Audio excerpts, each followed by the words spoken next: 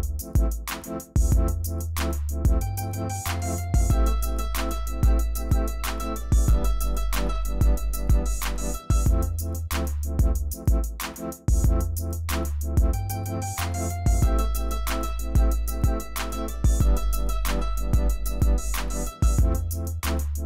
is our area, Queen's Park.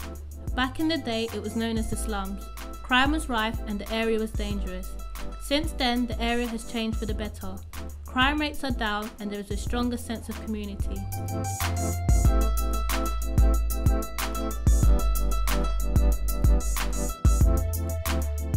Last year, one of our friends, a local young person, died from a knife wound in a fight that ended tragically. Despite being an isolated incident between friends, it was portrayed in the media as gang-related, but this was definitely not a fight between gangs. Since then, there has been a heightened police presence, and now the young people in this area feel they are victims of police harassment, especially through being continually stopped and searched on a daily basis.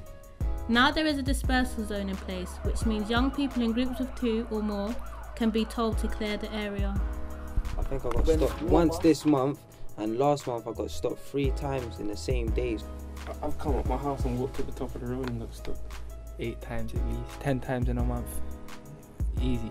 Probably twice every day, maybe once, at least once every day. I had a recent experience where me and my cousin walking on the road and 2 police were walking towards us, so we split up, and that's why the police stopped us, because we split up. And when they first come around saying start doing this section 60 thing, people are getting stopped like 6 times in that, 7 times in that in a day. We've got 6, 7 sheets and that on them. It's no secret that in the Queen's Park area, as well as other areas of London, there's a lot of stopping and searching. You know, police use stop and search as a tactic to deter, to prevent crime. Back in the early days of avenues, young people used to be stopped and searched and picked up regularly.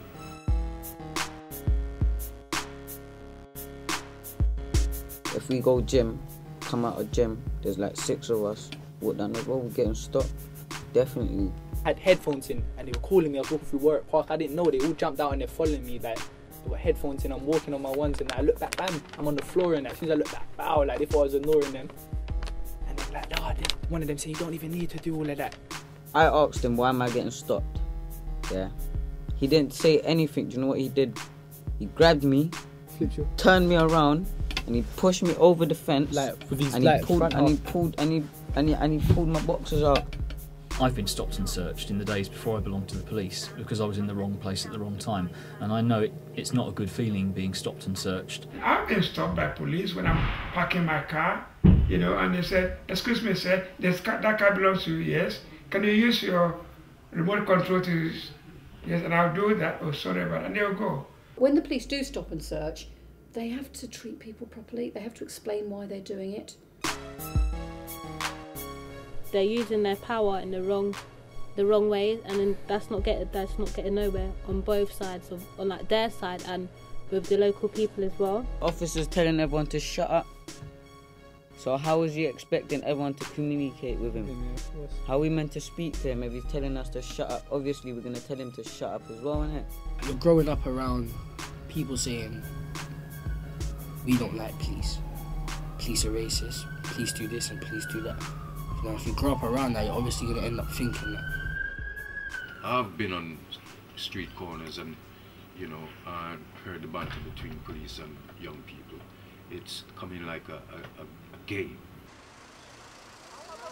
We were just filming the documentary, and he saw that a group of young people with a camera, and we were just walking past the park with our cameras, and then he wants to come and stop someone saying they're stopping you on the Terrorist Act.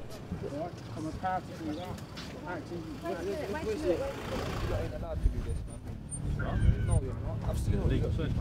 I've seen what you're searching for. Terrorism Act. Come on, man. Be serious now. Be serious. You take pictures of officers, that's what you're going to get. They're supposedly stopped me for, what was it? Terrorist Act. Terrorist Act. Something like that, for taking pictures of the police or something, or videoing the police in it while they were stopping someone. Section 44 can only be used for searching for articles that could be used in connection with terrorism, And if you're a group of young people making a film with youth workers or, clearly involved in a legitimate project, it's very difficult to see that the police could actually be searching for articles in connection with terrorism. I've never stopped and searched a young person in the Queen's Park area under Section 44 of the Terrorist Act, and it would be a surprise if I ever had the reason to do that. If I have to arrest someone, if I was an officer, yeah, I wouldn't be like all these other officers, like, I wouldn't run up to people. I wouldn't start pulling people. I wouldn't start pushing people. Start telling them the truth, boss. Not lying. If I was an officer.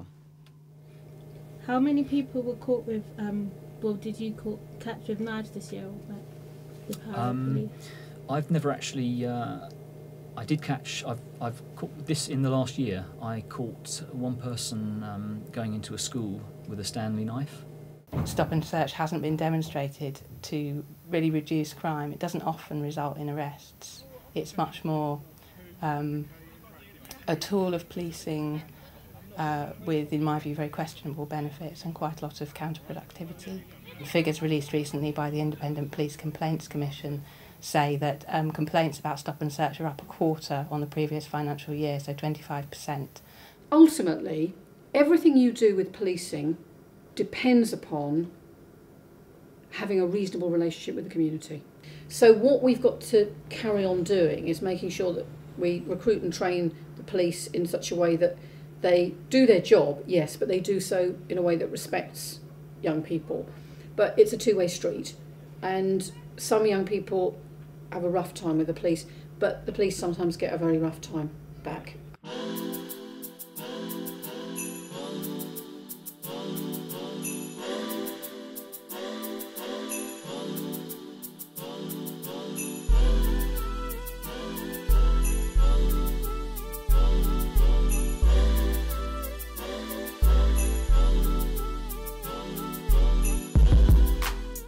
What is your opinion on the young people in the local area?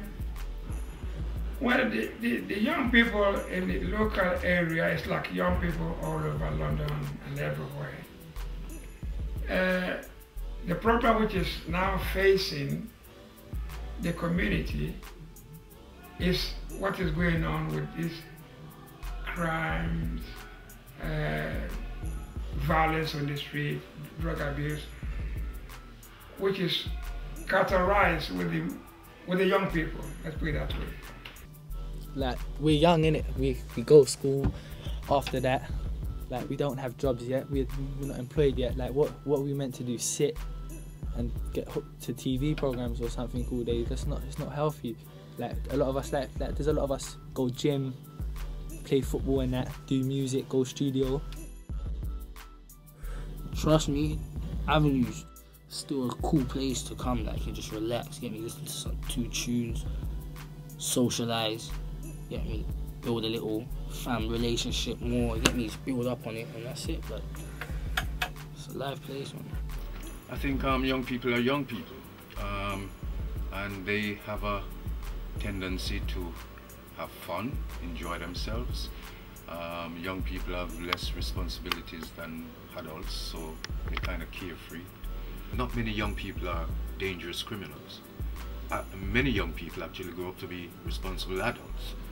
They're not police enemies, and the police are not their enemies either.